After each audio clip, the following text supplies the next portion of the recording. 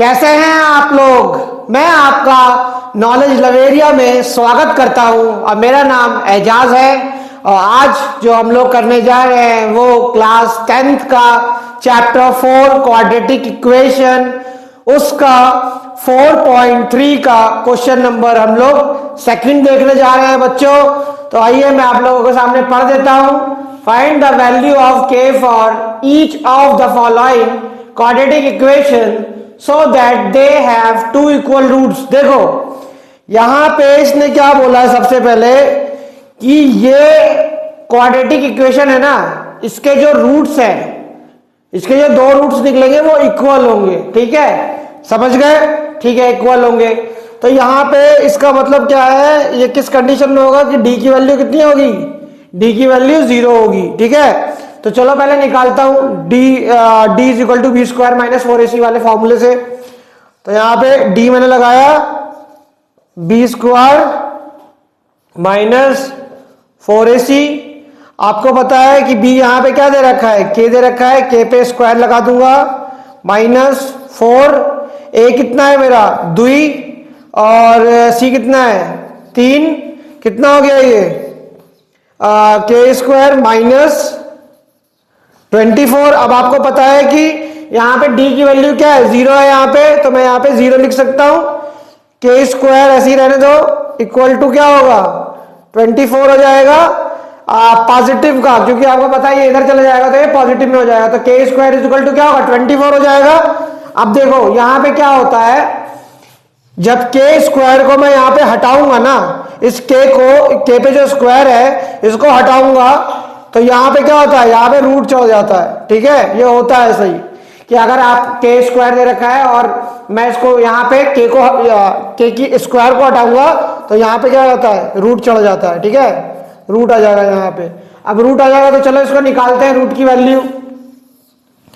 तो यहां पे 2 से करोगे इसको तो 12 हो जाएगा, 2 से करोगे तो 6 आ जाएगा, 2 से करोगे तो कितना आ जाएगा 3 आ जाएगा, और 3 से करोगे तो 1 आ जाएगा। तो यहां पे क्या हो गया, यहां पे इसको देखो इस तरीके से लिख देता हूं, 2 इंटू 2 इंटू 2 इंटू 3 हो गया।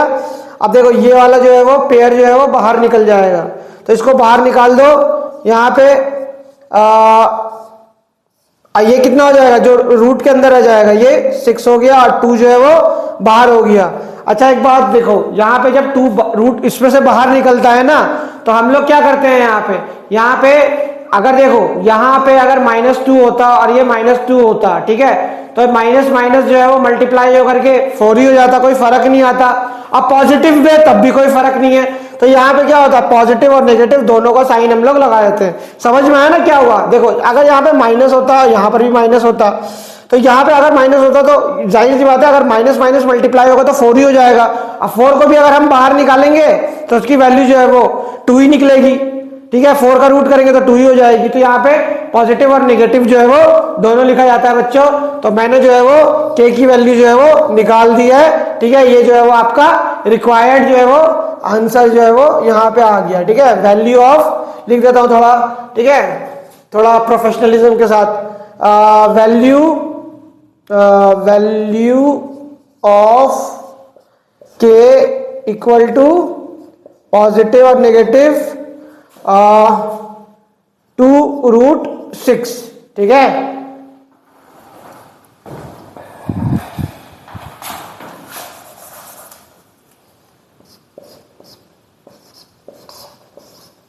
ये है बच्चों आपका आंसर जो है वो ये हो गया। और इसके बाद जो है वो हम लोग अब सेकंड पार्ट इसका जो है वो देख लेते हैं। तो ये हम लोग सेकंड पार्ट जो है वो देख लेते हैं क्वेश्चन नंबर 2 का। ठीक है, सबसे पहले क्या करो, मैंने आप लोगों को बताया था इसको इससे मल्टीप्लाई कर देना, इसको इससे मल्टीप्लाई कर देना। तो x या के एक्स स्क्वायर -2kx पॉजिटिव 6। अब लगाओ फॉर्मूला डिस्क्रिमिनेंट वाला, d is equal to B square -4ac हो गया। अब यहां इसकी वैल्यू क्या आएगी, ठीक है, सिर्फ हम लोग कोफिशिएंट को लेते हैं, ठीक है, वेरिएबल को नहीं लेते हैं। स्क्वायर कर दो, -4 हो गया। a कितना है मेरा, a जो है वो k है, c कितना है, c जो है वो 6 है। अब ये कितना हो जाएगा, ये हो जाएगा 4k के स्क्वायर माइनस 4 6 24 के इक्वल टू क्या हो गया 0 हो गया। देखो 0 इसलिए लगाया है क्योंकि डिस्क्रिमिनेशन की वैल्यू डिस्क्रिमिनेंट की जो वैल्यू है वो ऑलरेडी क्वेश्चन में बोल रखा है कि 2 इक्वल रूट्स है। तो जब 2 इक्वल रूट्स होता है तो डिस्क्रिमिनेंट की वैल्यू क्या होती है 0 होती है बच्चों। ठीक है, तो मैं यहाँ पे आगे सॉल्व करता हूं के 4 के स्क्वायर माइनस 24 के इक्वल टू 0। अब देखो यहाँ पे क्या क्या दिख रहा है 4 और के कॉमन आ रहा है इसमें। ठीक है, तो यहाँ पे क्या बच जाएगा के माइनस 6 हो जाएगा इक्वल टू 0 हो गया।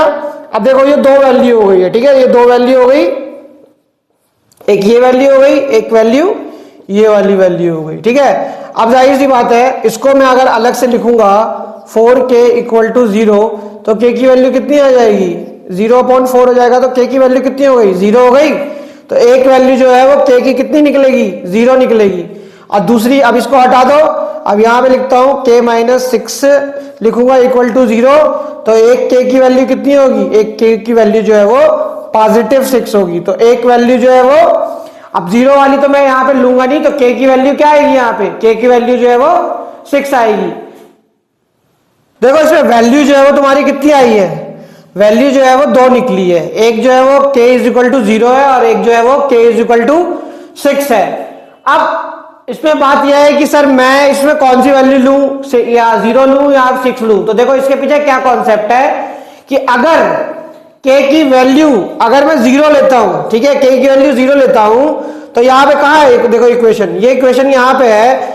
अगर मैं यहां पे 0 ले लेता हूं तो ये तो वैसे भी मल्टीप्लाई होकर के सब 0 ही कर देगा, और 0 कर देगा अगर, तो एक्स स्क्वायर की वैल्यू भी जो है वो क्या हो जाएगी 0 हो जाएगी।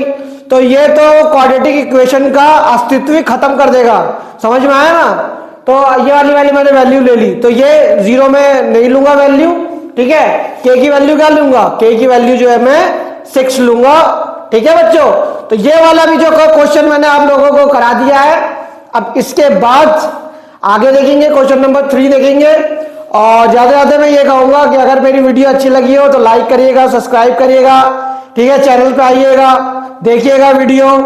ठीक है, और अपना ख्याल रखिएगा। और आपसे जो है वो अब अगले क्वेश्चन में मुलाकात होगी।